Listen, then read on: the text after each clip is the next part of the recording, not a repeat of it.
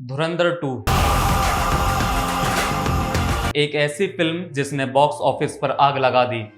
लेकिन इस फिल्म की चर्चा सिर्फ एक्शन के लिए नहीं बल्कि एक पुराने गाने के नए अवतार के लिए हो रही है, रास्पुतिन। जब आप इस गाने की धुनों पर थिरकते हैं तो क्या आपको पता है कि आप दुनिया के सबसे रहस्यमय इंसान की मौत का जश्न मना रहे हैं।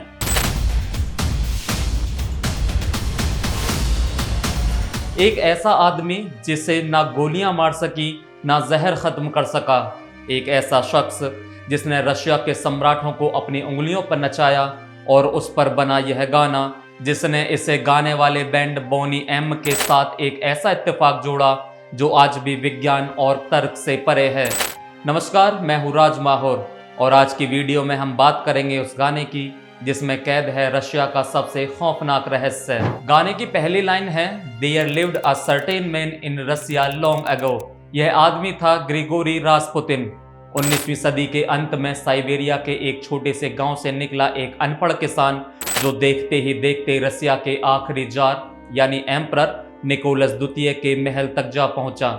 लेकिन कैसे? जान निकोलस द्वितीय और जारीना अलेक्जेंड्रा का बेटा एलेक्सी हीमोफीलिया नाम की जानलेवा बीमारी से जूझ रहा था। जब बड़े बड़े डॉक्टर हार मान गए तब रास्पुतिन की प्रार्थनाओं और स्पर्श से बच्चे की हालात में सुधार होने लगा। ऐसे में जारीना के लिए रास्पुतिन किसी भगवान से कम नहीं थे। देखते ही देखते वह शाही महल के सबसे खास सदस्य बन गए। उनकी पहुंच सिर्फ प्रार्थनाओं तक सीमित नहीं रही बल्कि वे राजकाज के फैसलों में भी दखल देने लगे। इसके बाद उन्होंने एक बार डरावनी भविष्यवाणी की कि उनकी मौत के साथ ही रूसी साम्राज्य का भी अंत हो जाएगा। उनका शुरुआती जीवन काफी उथल पुथल रहा। वे कभी आध्यात्म की बातें करते तो कभी बिल्कुल लापरवाह हो जाते। गांव के लोग उनके इस अजीबोगरीब व्यवहार को देखकर हैरान रहते थे। धीरे धीरे उनकी पहचान एक ऐसे साधु के रूप में होने लगी जिसके पास शायद कोई चमत्कारिक शक्ति थी। इसी वजह से उन्हें मैड मोंक यानी पागल साधु कहा जाने लगा। लेकिन रास्पुतिन कोई साधारण साधु नहीं था, उसका चरित्र विवादों से भरा था। गाने के बोल कहते हैं, Russia's greatest love machine. Rasputin के बारे में मशहूर था कि उसका रशियन दरबार की कई महिलाओं के साथ संबंध था। वह शराब पीता था, नाचता था और राजकाज में दखल देता था। रशिया की जनता और वहां के नेता उसे नफरत की निगाह से देखने लगे थे। उन्हें लगा कि यह ढोंगी बाबा रशिया को बर्बादी की ओर ले जा रहा है। दिसंबर 1916 की वो ठंडी रात, रशिया के कुछ राजकुमारों ने रास्पुतिन को खत्म करने की साजिश रची। उन्होंने उसे दावत पर बुलाया और उसके केक और वाइन में इतना साइनाइड मिलाया कि उससे 10 आदमी मर जाएं। रास्पुतिन ने सब खा लिया, सब पी लिया, लेकिन उसे कुछ भी नहीं हुआ। वह मुस्कुराता रहा। घबराकर राजकुमारों ने उसे गोली मार दी। वह गिर गया, लेकिन जैसे ही वे पास गए रास्पुतिन ने अपनी डरावनी आंखें खोली और उनका गला पकड़ लिया।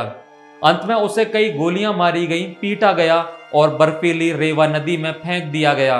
जब उसकी लाश मिली तो पता चला कि उसकी मौत जहर या गोली से नहीं बल्कि नदी के पानी में डूबने से हुई थी, यानी वो उस वक्त तक जिंदा था।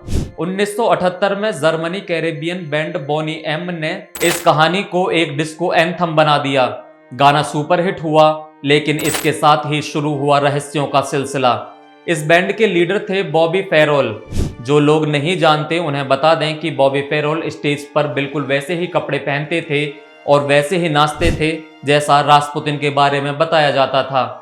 उनकी दाढ़ी, उनका अंदाज, सब कुछ रास्पुतिन जैसा था। अब यहाँ से कहानी रोंगटे खड़े कर देने वाली हो जाती है। जिस रास्पुतिन पर बॉबी फेरल ने गाना गाया और प्रसिद्धि पाई, उसी रास्पुतिन की मौत की तारीख ने बॉबी का पीछा नहीं छोड़ा। 30 दिसंबर 1916 को रास्पुतिन की हत्या हुई थी। ठीक 94 साल बाद 30 दिसंबर 2010 को बॉबी फेरल की भी मौत हो जाती है।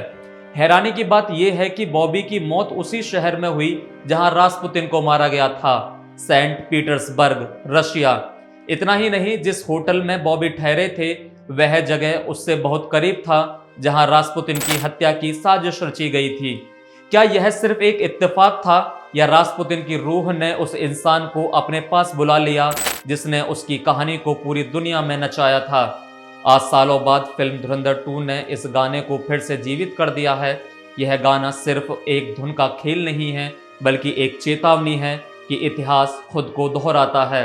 रास्पुतिन आज भी अपनी डरावनी आंखों और रहस्यमयी कहानियों के साथ हमारे बीच में जिंदा हैं, कभी डिस्को की ताल पर तो कभी सिनेमा के पर्दे पर। ग्रिगोरी रास्पुतिन एक साधु, एक जादूगर, एक अय्याश या एक शैतान, यह फैसला इतिहास पर छोड़ देते हैं।